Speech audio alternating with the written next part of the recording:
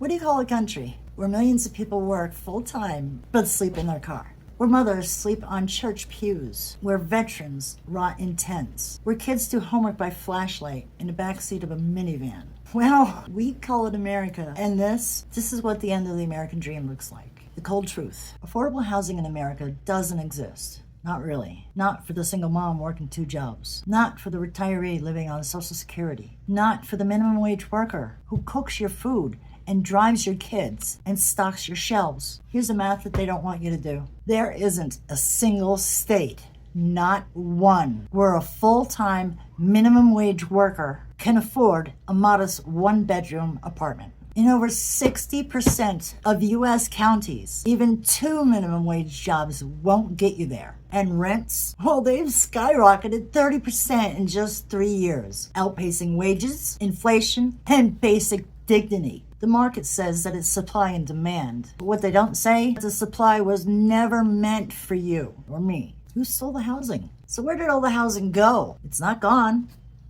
It's just been stolen. Wall Street owns your neighborhood now. Private equity firms like Blackstone and Invitation Homes have bought up entire blocks, tens of thousands of homes, jacking up rent, evicting families, and turning shelter into stock portfolios. They'll tell you that it's just business with a smile on their face. But when shelter becomes a hedge fund, suffering becomes profit. And then there's the zoning boards and the NIMBYs, not in my backyard. They fight new housing because it might change the character of their neighborhood. We know what they're saying. You know what changes the character of your neighborhood? Empty storefronts, homeless encampments, and eviction notices stapled to playground fences. We've been here before. We know how to build housing. We did it after World War II, when the GI Bill gave white families low-interest mortgages and access to brand new suburban homes. We did it in the 1930s, when public housing lifted thousands out of the slums. But apparently in 2025, now we know how to weaponize it. Redlining, urban renewal,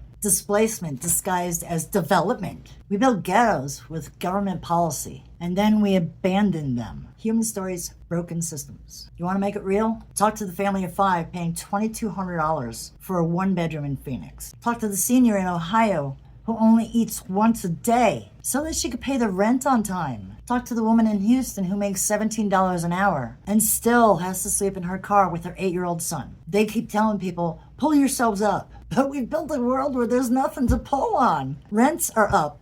Wages are flat, emergency shelters are full, and 10 million people are 1 paycheck away from living on the streets. What we demand. Here's what we could do right now if we gave a damn. Invest in permanently affordable housing. Nonprofits, co-ops, and public housing that can't be bought out or flipped. Cap rent increases in cities where housing has become a blood sport, like my city. Enforce inclusionary zoning so that every new development includes real low-income options. End corporate landlords' tax breaks. And stop letting Wall Street treat homes like they're poker chips. Guarantee tenants the right to counsel during an eviction. And finally, treat housing as a human right. Because without it, nothing else works. Nothing. You cannot be healthy without housing. You cannot hold a job. You can't study. You can't parent. You can't breathe when you're couch surfing or living in fear of the next rent hike. Fire and hope.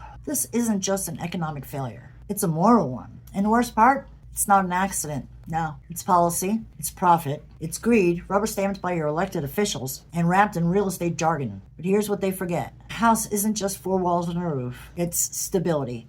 It's safety. It's homework at a kitchen table, and a quiet place to cry, and a birthday candle, and a cupcake. We demand this back.